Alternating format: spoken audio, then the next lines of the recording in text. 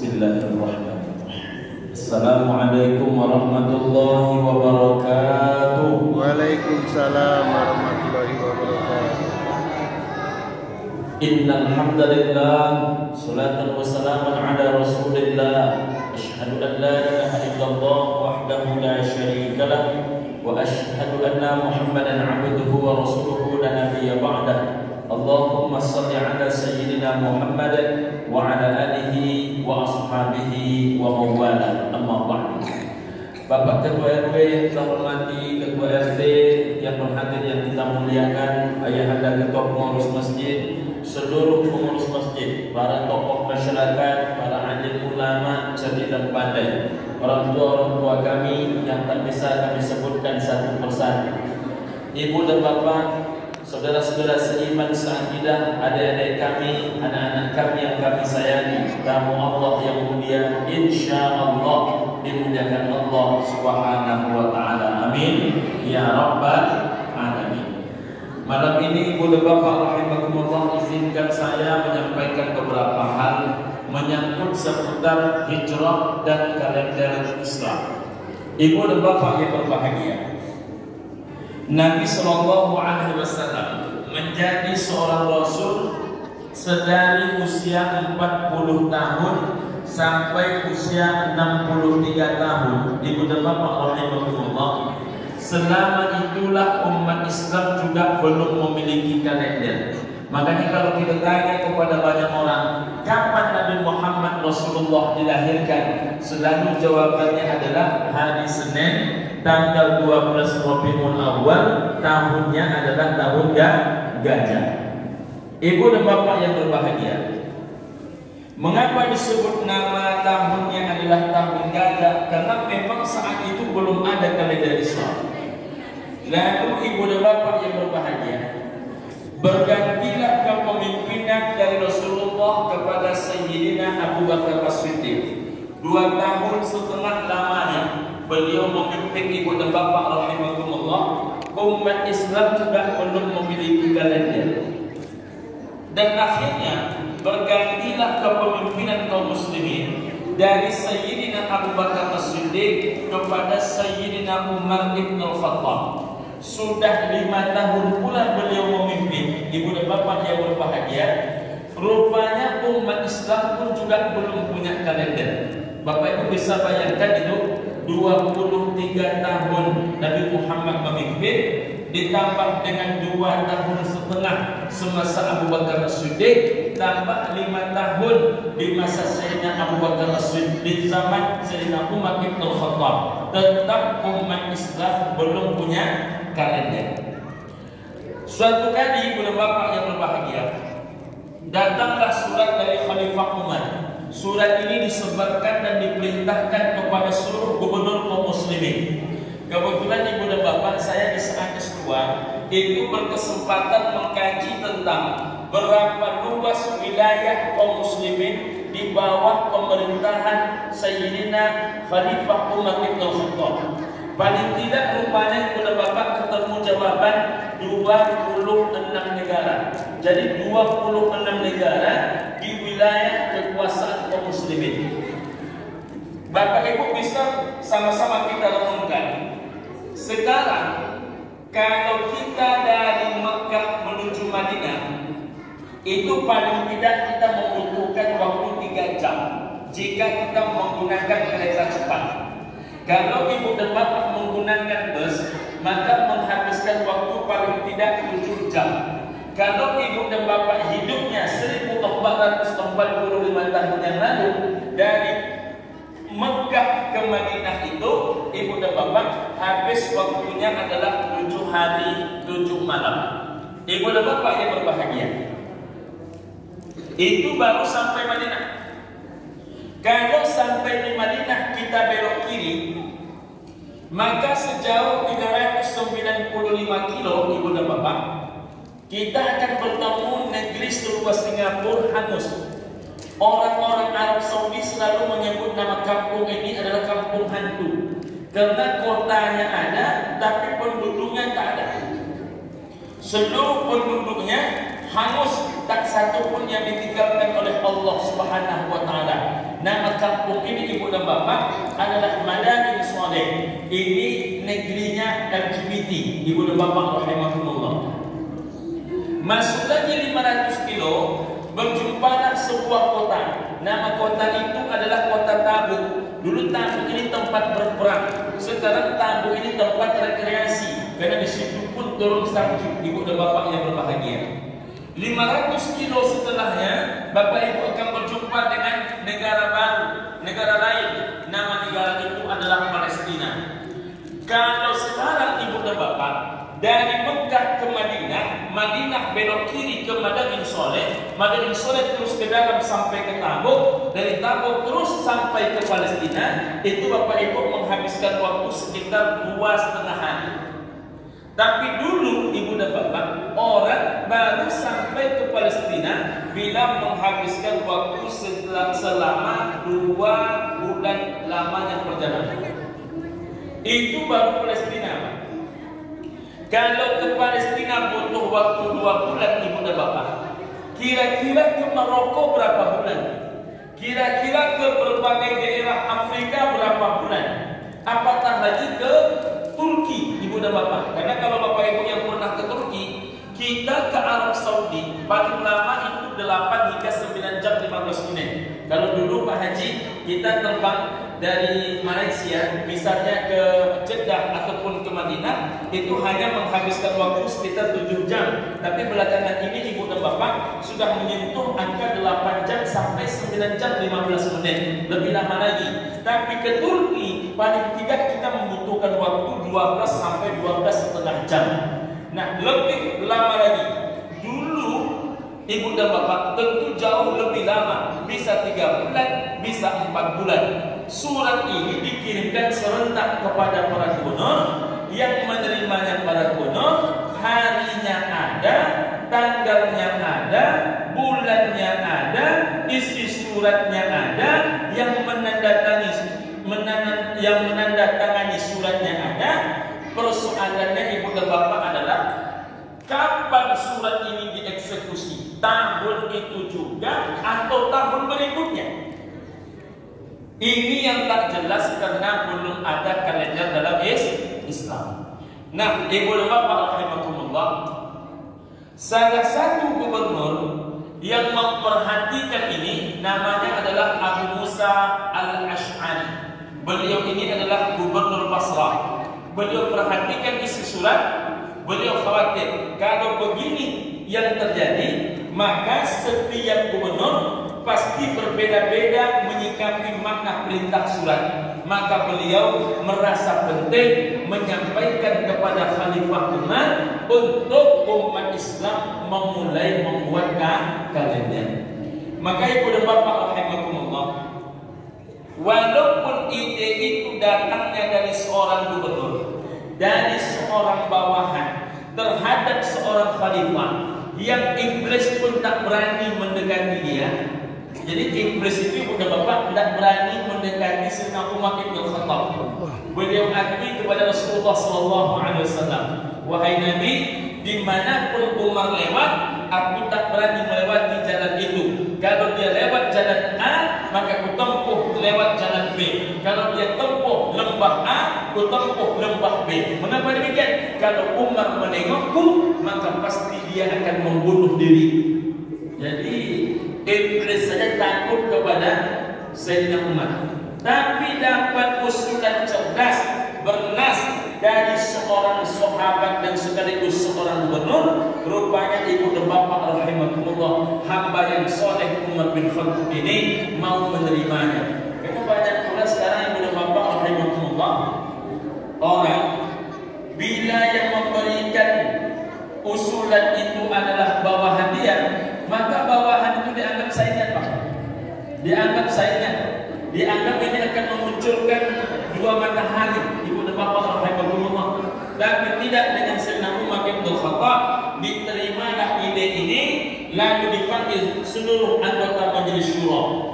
Jadi yang memutuskan apa yang harus diperbuat namanya adalah anggota majelis syura. Majelis syura itu tak ramai, ibu dan bapak. Hanya jumlahnya 9 hingga 11 orang. Dua di antara anggota Majelis Syuro adalah Sayyidina Utsman bin Affan dan Sayyidina Ali bin Abi Thalib. Maka mulailah mereka bersidang. Apa yang dibahas ibu dan bapak rahimahumullah? Dari mana kalender Islam itu akan kita mulai? Rupanya muncul 3 pendapat. Pendapat yang pertama ibu dan bapak, bagaimana kalau kalender Islam itu kita awali dari sejak Nabi Muhammad lahir? Rupanya pendapat ini tidak disetujui ibu dan bapak. Mengapa pendapat ini tidak disetujui? Ada 2 alasan. Pertama, ibu dan bapak rahimahumullah, Nabi Muhammad kalau dijadikan lahir beliau sebagai tolak ukur kalender, apa bedanya kalender yang mau kita buat dengan kalendernya umat Nasrani? Umat Nasrani mengawali kalender itu dari sejak lahirnya Nabi dia, yaitu Nabi Isa alaihissalam. Maka di ujung nama Nabi Isa adalah Al-Masih, maka mereka sebutlah nama kalendernya kalender Masehi. Walaupun sampai hari ini Pak Haji terjadi perdebatan begitu dahsyat, betulkah Nabi Isa itu dilahirkan 2023 tahun yang lalu? Karena menurut para ahli sejarah, paling jauh, paling banyak diperkirakan Nabi Isa itu lahirnya 1900 tahun yang lalu. Jadi muncul perdebatan. Karena muncul perdebatan, belakangan ini makin banyak umat Nasrani yang tidak lagi mau merayakan peringatan tahun baru Masehi. Di saat umat Nasrani tak mau merayakan tahun baru Masehi, yang merayakan justru adalah orang Islam. Ini persoalan yang udah bapak rahimahumullah. Inilah bermuncul yang tidak lucu ibu dan bapak rahimahumullah. Jadi mereka tak mau merayakan, orang Islam tetap merayakan. Ibu dan bapak. Yang kedua, apa alasannya? Tidak dimulai kalender Islam itu dari sejak Nabi Muhammad Rasulullah dilahirkan. Karena ibu dan bapak yang berbahagia, Nabi Muhammad Rasulullah dilahirkan belum nampak perubahan yang signifikan. Yang menyembah berhala tetap menyembah berhala. 300 lebih berhala tetap tegak kokoh di samping Ka'bah. Bahkan dahulu orang melaksanakan sa'i itu dalam keadaan tidak berkain sama sekali. Itu Nabi Muhammad sudah lahir.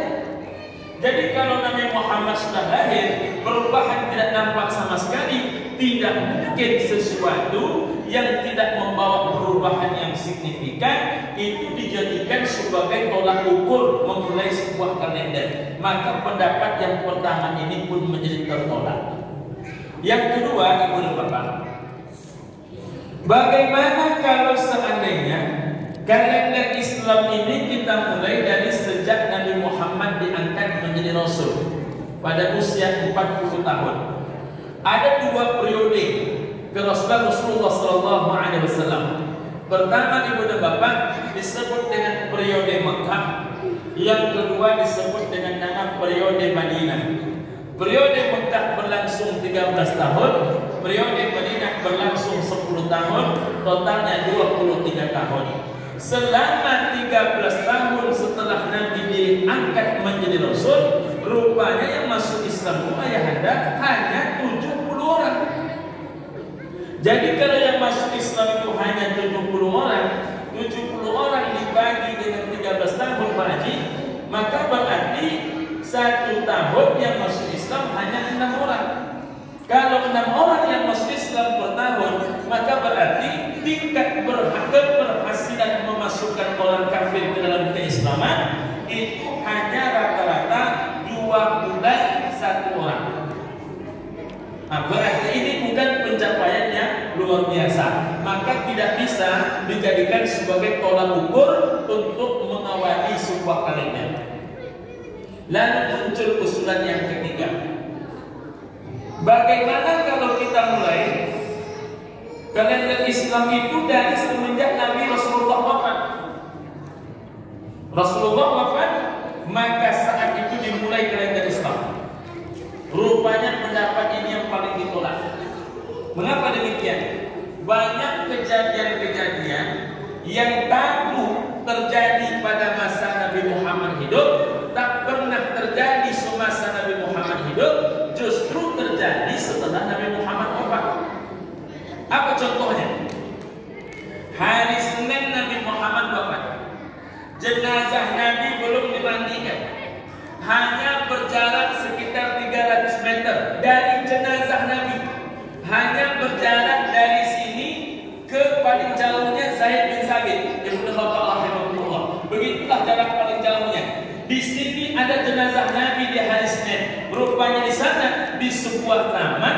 Nama taman itu adalah Sakifah Bani Sa'idah, sedang berapat, bermusyawarah, berunding, pribuminya kota Madinah disebut dengan kaum Ansar. Mereka sedang mendiskusikan dan sudah menunjuk siapa yang akan menggantikan Nabi Muhammad sallallahu alaihi wasallam. Ini kalau sempat dibiarkan perang saudara. Mengapa demikian? Satu, ada hadis Nabi mengatakan pemimpin itu dari Muhajirin, menteri itu dari kaum Ansar.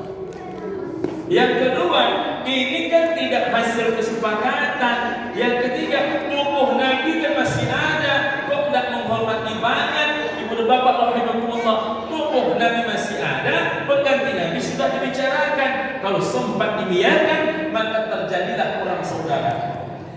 Maka ditinggalkan jenazah Nabi oleh Abu Bakar As-Siddiq bersama Umar bin Khattab, menyusul mereka datang ke Sakifah Bani Sa'idah, ibu dan bapak rahimahumullah, untuk menyejukkan suasana. Maka di tempat itulah seluruh yang hadir membaiat Sayyidina Abu Bakar As-Siddiq menjadi khalifah. Ibu dan bapak, tapi sejarah tetap mencatat, gara-gara peristiwa ini, jenazah Nabi yang wafatnya hari Senin itu baru bisa dikuburkan pada hari Rabu. Itu tidak pernah terjadi sebelumnya. Apakah sudah selesai masalah itu? Belum. Ada lagi masalah lain. Apa masalah yang lain ibu bapak rahimahumullah? Ketika Sayyidina Abu Bakar As-Siddiq menjadi khalifah, maka diumumkan perang. Nama perang itu adalah perang Riddah, perang melawan orang yang menolak Islam. Siapa orang yang dikatakan menolak Islam? Ada 3 macam kelompok. Pertama, ibu dan bapak rahimahumullah, orang yang dikatakan menolak Islam itu adalah orang yang murtad dikarenakan Nabi Muhammad wafat. Nabi Muhammad wafat, dia tak terima masa Nabi mati. Maka dia pun tidak mau lagi mengakui Islam. Tak mau mengakui Islam, orang ini pun murtad. Seluruh orang yang murtad itu diperangi oleh Sayyidina Abu Bakar As-Siddiq. Sampai di situ sajakah? Rupanya tidak. Muncul lagi masalah selanjutnya. Apa dia? Mulai muncul nabi-nabi palsu, mengaku sebagai pelanjut risalah kenabian. Di antara mereka ini namanya adalah Musailamah Al-Kadzab. Musailamah Al-Kadzab ini punya bapak, saking banyaknya pengikutnya, suatu kali Nabi Shallallahu Alaihi Wasallam mengumpulkan beberapa orang sahabat waktu Nabi masih hidup. Apa kata Nabi? Di antara kita yang hadir ini, terakhir nanti hanya tinggal 2 orang. 2 orang yang tersisa itu kata Nabi, salah satunya adalah orang yang nanti gerahamnya ini di hari kiamat lebih besar daripada Jabal Uhud. Padahal yang berkumpul itu sahabat-sahabat Nabi, sahabat-sahabat pilihan. Satu persatu yang kumpul hari itu wafat ikut bapak. Wafat satu persatu, wafat satu persatu, wafat satu persatu. Tinggallah 2 orang, yang 2 orang itu hidup sampai di masa dan zaman Abu Bakar As-Siddiq.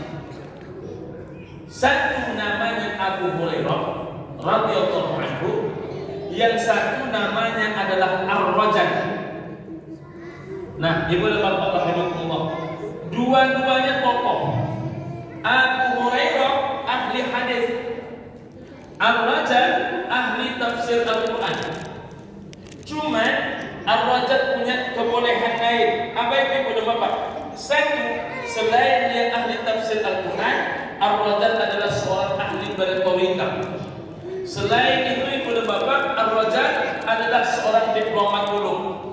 Maka ketika menengok pasukan Musailamah Al-Kadzdzab semakin lama semakin kuat, dicarilah oleh Khalifah Abu Bakar siapa orang yang bisa melobi Musailamah Al-Kadzdzab. Maka jatuh pilihan kepada Ar-Rajal. Ditunjuklah Ar-Rajal oleh Abu Bakar As-Siddiq radhiyallahu anhu untuk dijumpai, dilunakkan hatinya, dibawa kembali kepada Islam. Tidak perlu terjadi pertumpahan darah.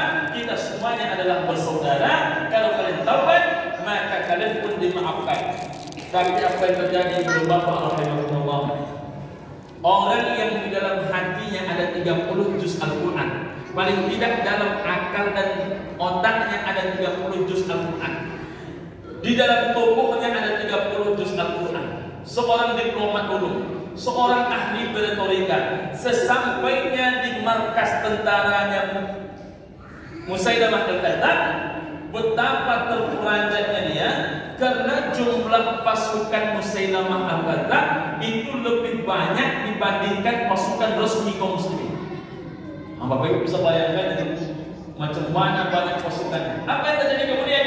Rontok imannya, muncul takutnya, hancur lebur keislamannya, berbalik orang yang dahulunya menjaga Nabi, menjaga kitab suci Allah Subhanahu wa taala, maka saat itu menjadi murtad, menjadi salah satu pemimpin pasukan dari palsu, membela Musailamah Al-Kadzdzab. Na'udzubillahi min dzalik. Maka kata Nabi, di antara kita yang hadir ini nanti tinggal 2 orang, di antara yang 2 orang itu salah satunya orang yang dirhamnya lebih besar daripada Jabal Uhud di hari kiamat. Na'udzubillahi min dzalik. Kapan itu terjadi? Terjadinya adalah setelah Nabi Muhammad tiada. Apakah selesai? Hanya sampai ke urusan Nabi palsu? Rupanya tidak, Pak Haji. Muncul lagi masalah baru. Apa itu? Muncul gerakan sholat yes, zakat no. Gerakan-gerakan sholat berjamaah ayo, zakat tidak. Aqimus salat wa atuz zakat hanya berlaku pada salat, tak berlaku pada zakat. Ibu dan bapak rahimahumullah, orang ini dibasmi, diperangi, dihancurkan oleh Sayyidina Abu Bakar As-Siddiq. Walaupun awalnya mendapat penolakan dari wakil khalifah, yakni Sayyidina Umar bin Khattab. Bagaimana engkau wahai Abu Bakar membunuh orang yang sholat hanya gara-gara mereka tidak membayar zakat? Apa kata Sayyidina Abu Bakar As-Siddiq? Masihkah engkau sepakat dengan diriku wahai Umar, orang yang semasa Nabi hidup dia sholat, dia zakat, tapi Nabi Muhammad wafat, dia sholat, tak bayar zakat. Bukankah ini bentuk pembangkangan kepada perintah Nabi Muhammad SAW? Sampai segitu tinggi perintah. Persoalannya ibu dan bapak, di persoalannya nih, Pekanbaru ini adalah salah satu daerah paling bermasalah zakat. Masalahnya yang untuk Bapak Ibu ketahui, terakhir pernyataan Profesor Dr. Nasaruddin Umar, Imam Besar Masjid Istiqlal Jakarta, apa kata beliau? Kalau mau menengok perkembangan dakwah, perkembangan Islam, perkembangan masjid, perkembangan pengajian, maka berburulah ke Pekanbaru. Pekanbaru adalah daerah terbaik nomor 1 pengajiannya se-Sumatera. Itu menurut Profesor Dr. Nasaruddin Umar. Kata Pak Gubernur ketika dengar itu, karena beliau katakan hanya se-Sumatera, sebetulnya saya, kata Pak Gubernur, ingin mengatakan Pekanbaru ini salah satu di antara yang terbaik di Indonesia. Mengapa demikian? Kalau mau menengok masjid ramai, tengoklah ke Pekanbaru. Kalau mau menengok pengajian ramai, tengoklah ke Pekanbaru. Masjid di Pekanbaru saja, Adinda, periode 2021 Ibu dan Bapak, menurut informasi Pak Wali Kota Lama, Pak Firdaus SDMD, itu menyentuh di angka 1.500 termasuk musola. Lebih kurang 700 masjid dan musola itu diatur oleh IPI wilayah Kota Pekanbaru. Lebih kurang 700-nya lagi diatur oleh MDI Kota Pekanbaru. Lebih kurang 100-nya diatur oleh IKANI dan Ittihadul Mubalighin Kota Pekanbaru. Nah, Ibu dan Bapak rahimakumullah, lebih kurang 1.500. Paling tidak hari ini menyentuh angka 1.800 masjid dan musola Kota Pekanbaru. Mubalik jangan ditanya. Dan mubalik Pekanbaru, Ibu dan Bapak, dulu kita berburu ke Sumbar, kita berburu ke Aceh, kita berburu ke Medan. Ibu dan Bapak rahimakumullah, hari ini Sumbar kalau punya acara undang Ustaz Pekanbaru, Medan punya acara undang Ustaz Pekanbaru, Aceh punya acara undang Ustaz Pekanbaru, Malaysia punya acara undang Ustaz Pekanbaru. Dan itu bukan hanya Ustaz atau Ustaz. Cukup banyak ustaz-ustaz kita yang lintas kota, lintas provinsi, lintas pulau, bahkan lintas negara. Itu ada di Pekanbaru. Jadi masjidnya ramai di Pekanbaru, ustadznya banyak di Pekanbaru, pengajiannya ramai di Pekanbaru. Apa yang bermasalah di Pekanbaru? Yang bermasalah di Pekanbaru itu adalah zakatnya. Coba Ibu dan Bapak bayangkan, potensi zakat Kota Pekanbaru itu adalah paling tidak menyentuh angka 89 miliar rupiah per tahun. Tapi terkumpul di Desember 2021 itu hanya menyentuh angka 6,4 miliar per tahun. Naik dia di tahun 2022 catatan Desember, Ibu dan Bapak rahimakumullah, di angka 9,13 miliar per tahun. Kemarin beberapa hari yang lalu saya berjumpa dengan bahagian keuangan Basnas Kota Pekanbaru. Saya tanya, sudah macam mana sekarang dek? Apa kata beliau? Ibu dan Bapak rahimakumullah, baru Juli Abi, tapi kita insya Allah sudah berada di angka 10,1 miliar. Kita optimis paling tidak penutupan tahun ini kita menyentuh di angka 13 miliar. Kalau menyentuh angka 13 miliar, kita insya Allah naik ranking lagi.